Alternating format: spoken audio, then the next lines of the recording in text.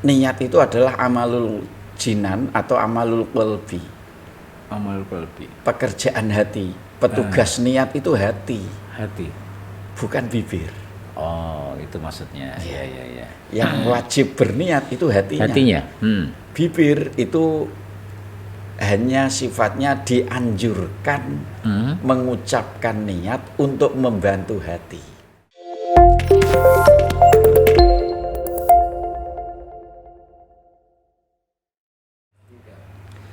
Assalamualaikum warahmatullahi wabarakatuh.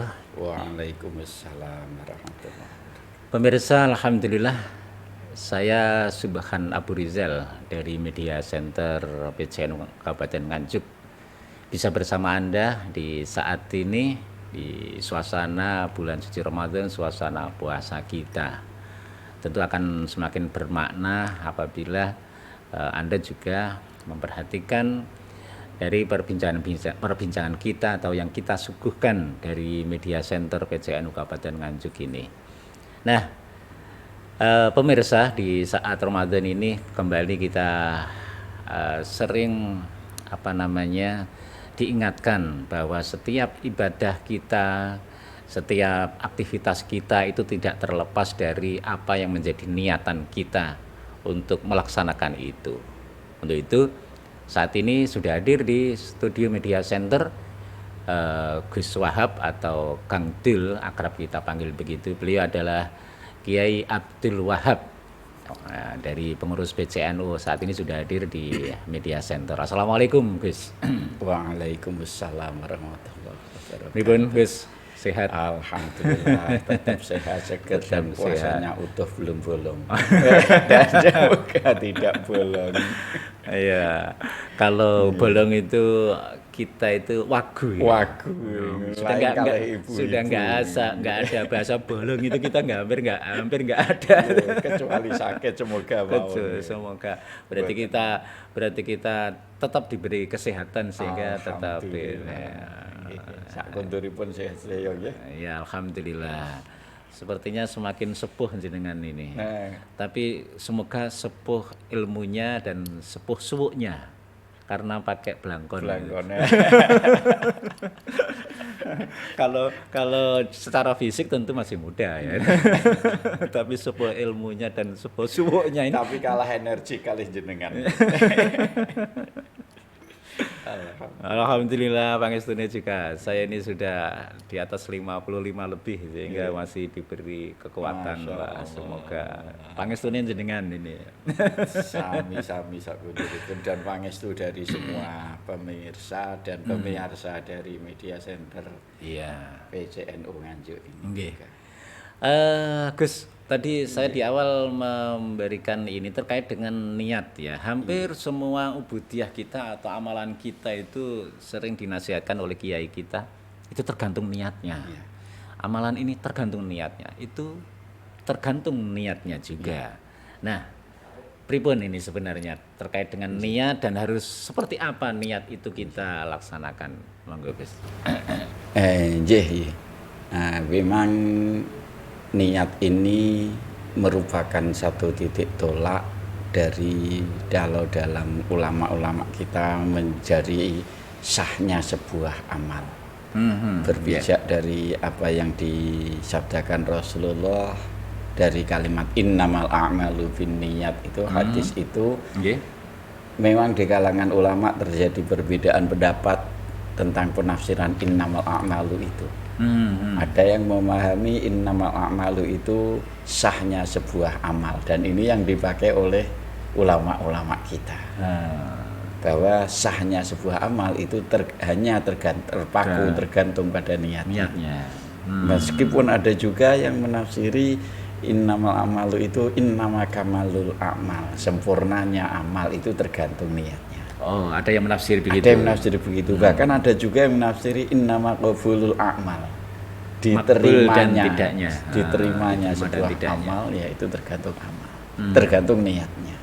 Nah, kemudian di dataran masyarakat yang mungkin dulu ngajinya hanya sebatas di tingkat dasar, kemudian tidak ngaji lagi, Nggih. atau sebagian sama sekali tidak pernah ngaji. Nggih. Ketika di tingkat dasar dulu kan kita diajari oleh kiai-kiai kita. Iya. Untuk sholat itu niatnya usolli fardhu zuhri dan seterusnya. Nggih, nggih, nggih. Untuk puasa nawaitu shauma ghadin an ada'i fardhi syahri Ramadan dan seterusnya. Nah, celakanya ini bukan sebuah kesalahan yang fatal, berawal dari sebuah salah persepsi karena belajarnya itu saja. Kemudian setelah tingkat SD selesai, tingkat SMP tidak sekolah lagi, tidak belajar, medot ngaji, akhirnya banyak masyarakat yang memahami niat itu harus bahasa Arab itu. Harus bahasa Arab lagi. Harus bahasa Arab kalau lagi. tidak bahasa Arab gak sah. Kalau nggak bisa bahasa Arab, nah, jadi terus bingung harus minta tuntunan kepada misalnya zakat. Ini yang terjadi di masyarakat gitu. Nawa itu harus minta didampingi, harus diikuti, dituntun. Nawa itu an ukhrija zakat al-fitri dan seterusnya. Nggih, kalau itu anak-anak masih mudah diajak itu. Kalau sampun suwepoh nggih kangelan. Iya. Maka dari sini kemudian akhirnya karena sebagian masyarakat tidak pernah belajar, sebagian masyarakat awam belajar tapi kurang, pedot tengah jalan, sebagian lagi yang sampai ke level tinggi kemudian ketika menyampaikan terlalu manut kalih kiai ini, dulu dapat dari gurunya niatnya seperti itu, disampaikan apa adanya itu sehingga akhirnya di masyarakat muncul kesalahan persepsi tentang niat itu. Kesalahan persepsi ini ada yang sampai ke level fatal menjadi salah konsepsi tentang niat. Maksudnya apa? Salah konsepsi tentang niat yaitu tadi misalnya niat itu harus bahasa Arab dan harus usolli fardhul maghribi. Itu sudah salah konsep. Padahal konsep utama niat itu niat itu adalah amalul jinan atau amalul qalbi. Amalul qalbi. Pekerjaan hati. Petugas niat itu hati. Hati. Bukan bibir. Oh, itu maksudnya. Iya. Yang wajib berniat itu hatinya. Hatinya. Bibir itu hanya sifatnya dianjurkan mengucapkan niat untuk membantu hati. Konsepnya itu. Itu konsepnya itu. Konsep sebenarnya. Niat itu sebenarnya bukan di bibir mengucapkan usolli fardhul maghribi, tidak. Tapi bagaimana hati ketika sholat usolli fardhul maghribi. Ini konsepsinya. Tapi usolli itu dipertahankan oleh orang NU loh ya. Itu memang harus dipertahankan sebagai ciri khas Syafi'iyah kita. Oh, gitu ya. Ya memang harus dipertahankan. Tapi sebenarnya intinya bukan di situ. Intinya bukan di itu. pelafalannya bukan. ya. Bahkan yang sampai ke level fatal, ya. Yang saya katakan jadi salah konsepsi. Kalau niat ini diucapkan di bibir saja tapi hati tidak niat, ulama-ulama kita jelas menyebutkan tidak sah niatnya. Oh, gitu. Kenapa? Tidak sah. Walaupun itu dilafalkan. Meskipun dilafalkan utuh, bahkan keras. Itu tidak sah niatnya. Kalau hatinya, kerentek hatinya ini mengucapkan niat hatinya, kalau tidak sambung dengan tidak hatinya, sambung dengan hatinya, tidak sah. Tidak sah. Nah, ketika dijelaskan seperti itu, orang berpikir, loh, jadi sulit niat. Sebenarnya enggak. Nah, di sini salah persepsi. Ya. Jadi yang perlu diluruskan persepsi tentang niat itu yang pertama, niat itu petugas niat ini hati. Ini konsepnya. Ya, ini satu catat yang harus menjadi ini. Jadi catatan besar. Ya. Dan harus diluruskan betul di masyarakat. Yang wajib berniat itu adalah hati, bukan bibir. Ya. Kalau bibir melafadzkan niat tapi hati tidak, tidak sah.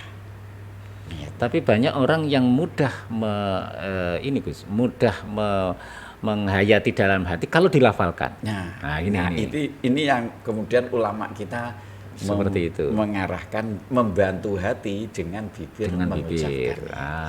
Itu jadi membantu sebenarnya bibir itu membantu hatinya saja. Nah, ini yang masyarakat awam di tingkat bawah itu kadang karena persepsi ajaran dari ulama guru-gurunya dulu usholi Ya, fardhol maghribi menganggap cukup niat dengan melafatkan Itu dengan sudah kata-kata cukup. sudah cukup, padahal belum. Nah, ini konsep yang harus betul-betul dipahamkan di masyarakat.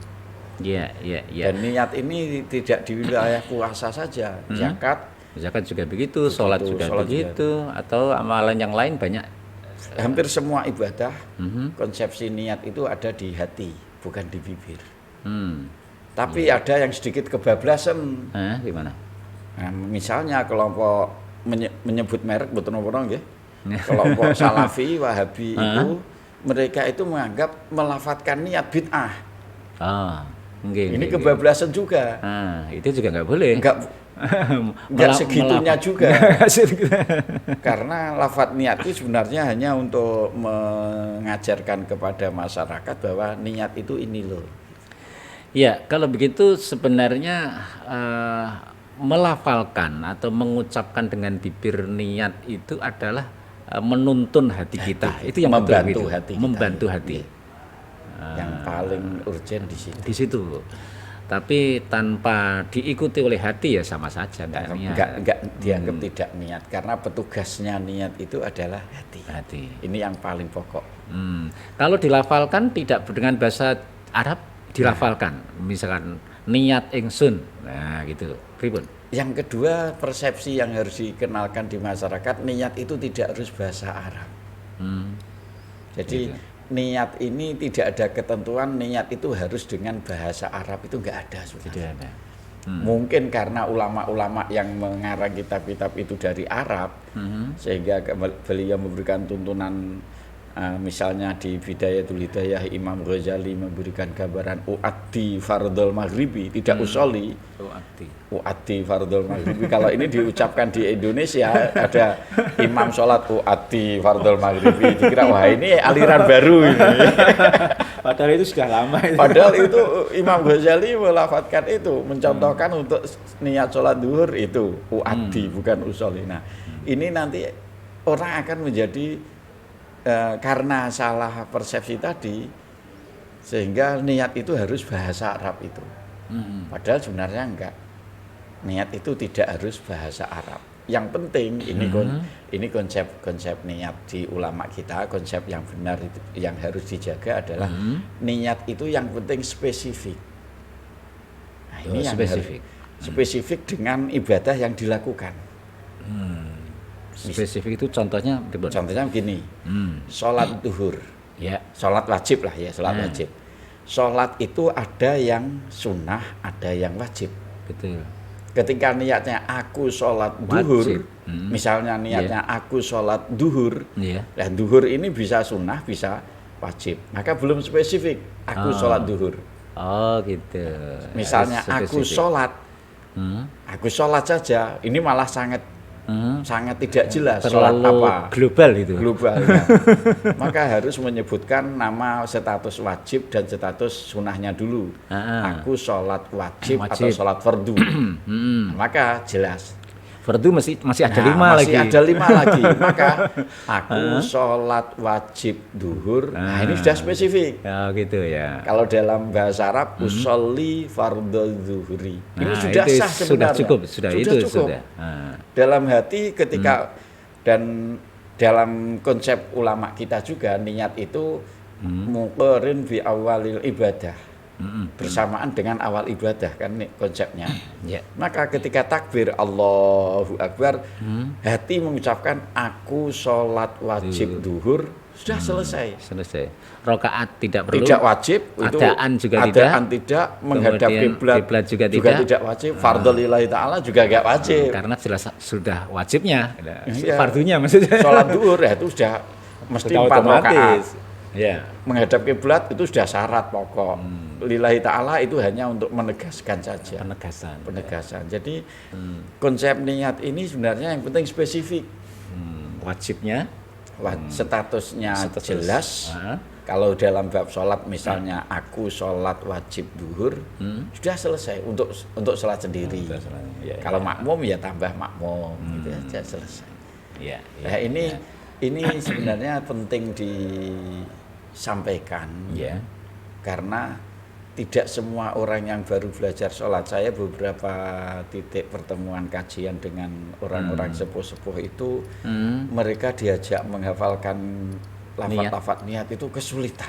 Ya. Oh gitu. Kebingungan. Angel gak apal-apal. Engko nek gak isa engko salatku gak Salatku sah. piye? Engko salatku piye, posoku piye. Padahal sebenarnya kalau puasa Ramadan yang spesifik, Ya. aku besok, aku sesuk poso Ramadan selesai. Nah, di Indonesia ini karena orang masyarakat awam tidak begitu memahami itu, niat itu seakan-akan harus nawaitu saumagotin. Dan setelah sholat tarawih harus setelah tarawih lagi. Padahal kan setelah tapi itu niat. La shawala siyama liman la yubayyitin niyah. Rasulullah tidak ada nilai puasa bagi orang yang tidak menginapkan niat itu, tidak berniat di malam hari. Di malam hari, ya. Maka malam hari itu kan setelah maghrib, setelah buka, begitu dung, niat langsung sah juga. Sudah, misalkan sambil berbuka, saya sesuk tak Poso Ramadan. Gitu misalnya. Poso dalam hati itu sesuk aku poso saiki buka sesuk poso Nah, itu poso kan apa? Tapi belum jelas kan, belum spesifik. Ya. Nek sesuk poso Ramadan sah. Nah, gitu. Iya. Jadi tidak harus nawaitu saumagotin. Nah, ini kadang dipermasalahkan rame kata antara Ramadana dan Ramadhani.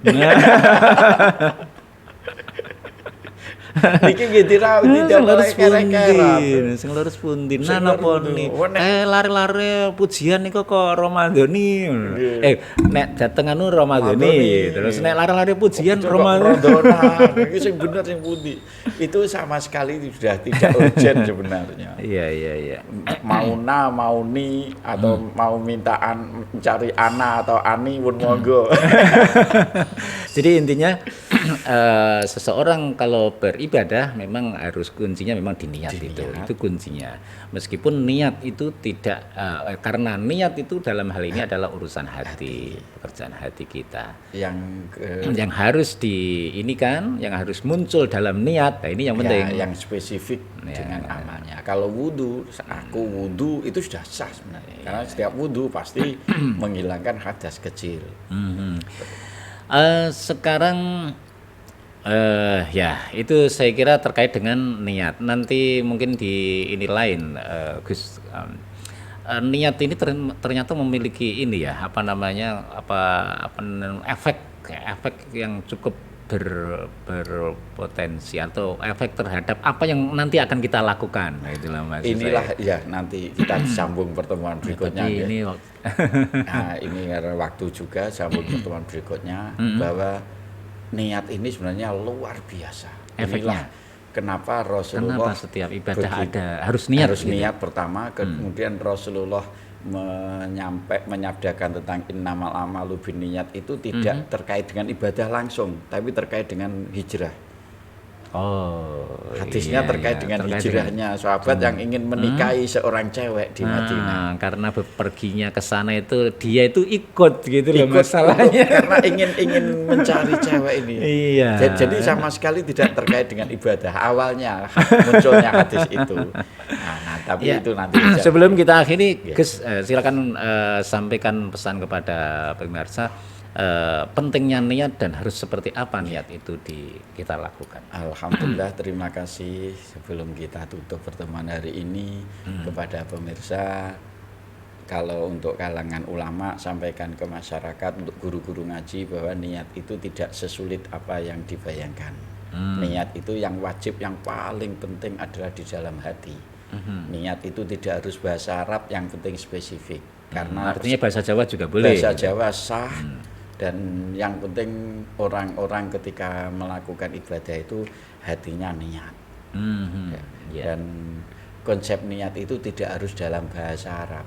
Ini yang harus diperjelas, dipertegas ke masyarakat. Kalaupun bahasa Arab nyambung ke hati, itu yang paling ideal. Dan yang dituntunkan oleh ulama kita juga tidak hal yang salah. Meskipun begitu, kenapa? Karena yang diajarkan oleh ulama kita itu adalah bentuk niat yang paling sempurna. Oh, begitu. Jadi itu bagus. Tapi jangan sampai salah memahami, berpikir bahwa niat itu hanya itu saja, tidak. Iya, iya, iya. Yang penting spesifik. Pelafalan itu menjadi media atau pembantu hati kita. Baik, terima kasih Gus atas khazanahnya. Semoga bermanfaat untuk pemirsa semuanya.